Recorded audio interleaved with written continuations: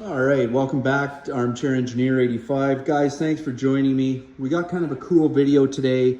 It's a video, we're gonna take a little break from if you follow my channel, my regular projects that are underway, especially, that one's finished, especially this one right here. But what we're gonna do today is something that I've been leaving on the back burner here for a couple months just till I got time, and it's dealing with this right here. And what this is a nice hutch, but it's dark. It's even darker than it looks on the camera here. And we today are going to install the Icon Professional Work Center light bar.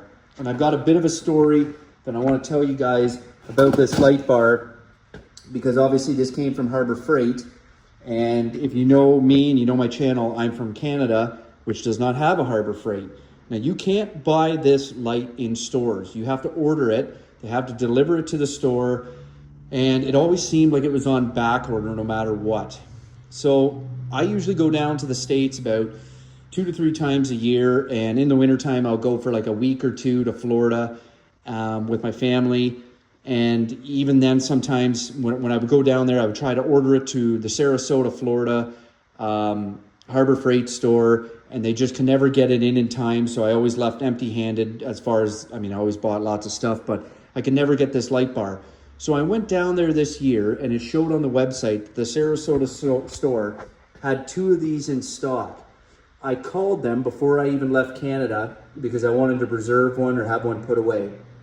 They had no idea what I was talking about. All they kept saying is, well, somebody probably ordered them or it's a mistake. When I got down to Florida, I went into the store. They told me the same thing. They said, well, now there's only 1, there's not 2. And yeah, it's probably reserved for somebody else.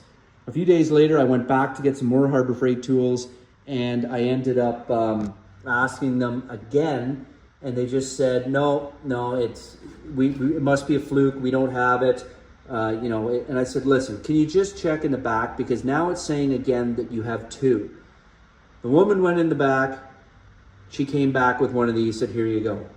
Just like that, I finally had the light bar that I've been trying to get. And it was all because I didn't give up. And if you guys notice that too, if you notice on Harbor Freight and they say they have 1 or even definitely more than 1 of something, and you're looking for it and they tell you no they don't, show up at the store and say, listen, can you check in the back? They will take you a lot more serious if you do. Okay, enough rambling, just a little backstory. Let's get this thing lit up. All right, so with the box open here, there's not much to this unit, which is nice. We have this nice long LED light strip here. It's magnetic. You can see there. I'm assuming here, like I've got my instructions, so I'm going to give them just a quick little read. We've got these charger packs here. We've got magnets. This box is empty. This was in the box, so not much to it. We've got the plug-in cord here, which is attached to the light board. Anyways, I'm just going to give this a quick little read here to basically just see how this goes, and then I'll fill you guys in. I decided to put the control box here on the, I guess you could call this the back left-hand side. The reason I did that is I've just got my power bar here, and I've got, all my corded stuff, my Milwaukee charger, my Icon light here when I plug it in, and I even got like a phone charger and a couple others. So I figured that I'll keep this side here, and I've got a knockout in all 4 corners, so it doesn't really matter. But I'll keep this side for my cords. So my light, you can see there, the cord comes out here. So I'm going to fish it through this knockout, which is an awesome feature of these hutches. And I've got the cord here. There's 3 holes starting left, center, right. This is the far right. And I've got it fed down here and plugged into my receptacle here. If I have the power bar, the other one here is the power bar.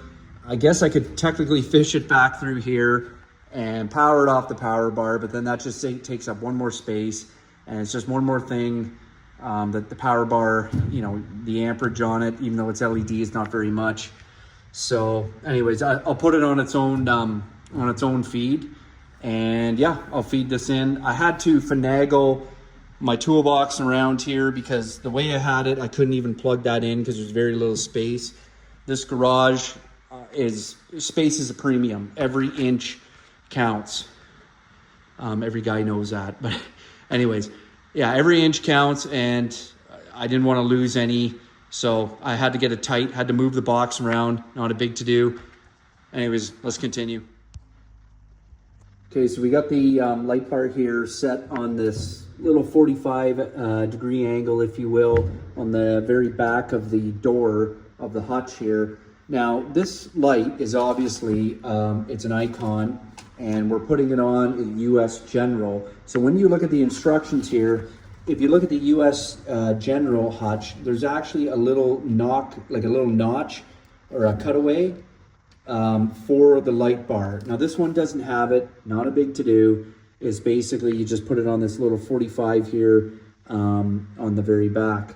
So I've run the wire to the back, to the control box here, and yeah, we have our magnet here, or sorry, this is our sensor, and then we have our magnet. So I'm going to show you guys how I'm going to set these up so that it basically activates when the door is open and when the door is shut.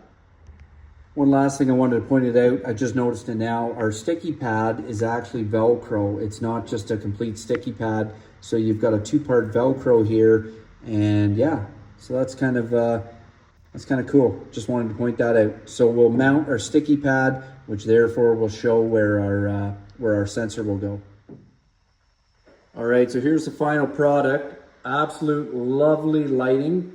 I've got my magnet here on my back side, so it's actually attached, and it's a very, like I said, it's a very strong magnet, like stupid strong. Trying to peel it off of this metal is hard. I almost had to slide it along here and pull it out. But I put it on the back side, so it's right here on the hutch, closest to the sensor.